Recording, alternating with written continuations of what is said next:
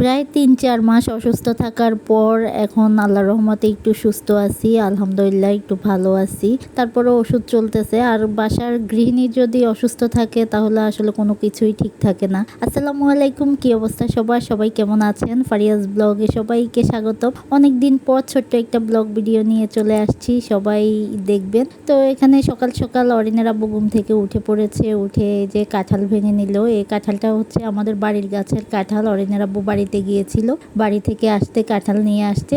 তো সকালবেলা কাঁঠাল দিয়ে নাস্তা করা হয়েছে। তারপর হচ্ছে এই যে রান্না বান্না বসিয়ে দেব সকাল সকাল। এখানে হচ্ছে গরুর মাংস ধুয়ে পরিষ্কার করে নিয়েছি, নিয়ে হচ্ছে সবগুলো মশলা দিয়ে মাখাচ্ছি। পরে মনে পড়লো যে বাটা মশলাই দিতে ভুলে গেছি। তারপরে এই যে বাটা মশলা দিয়ে দিলাম, দিয়ে সব ধরনের মশলা দিয়ে মাখিয়ে নিচ্ছিলাম। আসলে অসুস্থ হওয়ার পর থেকে না কোনো কিছুই যেন মনে থাকছে না, শুধু ভুলে যাচ্ছি। তো একটানা অনেক দিন অসুস্থ ছিলাম, অনেক দিন বললে ভুল হবে, প্রায় কয়েক মাস ধরে অসুস্থ, প্রায় 4 মাস ধরেই অসুস্থ।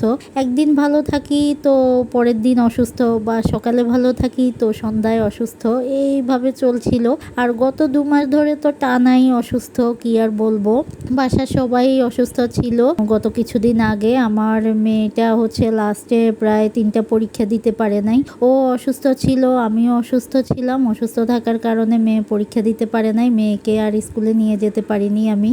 আর হচ্ছে ছেলেও লাস্টের প্রায় 4টা পরীক্ষা দিতে পারে নাই, ছেলেও অসুস্থ ছিল। মানে বাসার সবাই একসাথে অসুস্থ হয়ে পড়ছিলাম। আমার হাজব্যান্ড অসুস্থ ছিল, ছেলে মেয়ে আমি সবাই অসুস্থ ছিলাম। আসলে এভাবে অসুস্থ থাকলে কে কাকে দেখবে বলেন, কি অবস্থা। ঢাকা শহরে হচ্ছে পাশে আসলে কেউই নেই, মা বাবা হচ্ছে বাড়িতে থাকে, শাশুড়ি যা সবাই হচ্ছে গ্রামে আছে। এখানে আমি আমার হাজব্যান্ড ছেলে মেয়ে নিয়ে একাই থাকি, বুঝতেই পারছেন, দেখার মতো কেউই নেই। যতই অসুস্থ থাকি না কেন নিজেদের কাজ নিজেরাই করতে হয়। আরও কাজের বুয়া ছিল না এতদিন, তো আল্লাহর রহমতে এখন একটা কাজের বুয়া পাইছি, যাই হোক। আর এখানে এই যে দেখেন কথা বলতে বলতে আমার রান্নাটাও প্রায় হয়ে গেছে। তো এখানে আমি হচ্ছে কিছু পেঁয়াজ বেরেস্তা দিয়ে পোলাওতে একটু সাজিয়ে দিচ্ছিলাম, দেখতেও ভালো দেখা যাচ্ছে। আর এখানে এই যে আমার গরু মাংস রান্নাটাও হয়ে গেছে, মাংসটা আলু দিয়ে কষিয়ে নিয়ে তারপর হচ্ছে ঝোল দিয়ে দিয়েছি। আর এই যে রান্নাটা কমপ্লিট হয়ে গেছে, দেখেন দেখতে কত লোভনীয় হয়েছে, খেতেও কিন্তু অনেক মজা হয়েছিল। আর অনেক দিন পরে মনে হচ্ছিল যে ভালো করে রান্না বান্না করলাম একটু। আসলে এতদিন তেমন একটা ভালো করে রান্না বান্না করা হয়নি অসুস্থ থাকার কারণে। আর এই যে বিকাল বিকাল হচ্ছে বাইরে বৃষ্টি হচ্ছিল, ছেলে মেয়ে বলছিল আম্মু একটু ভাজা পোড়া করো। পরে হচ্ছে ফ্রিজে ডাল ব্লেন্ডার করা ছিল, তো ভাবলাম পেঁয়াজু বানিয়ে নিই। আর এখানে এই যে পেঁয়াজু বানিয়ে নিচ্ছিলাম বিকেলের নাস্তার জন্য। আরিয়ানের টিচার আসবে, টিচারকেও নাস্তা দেওয়া যাবে।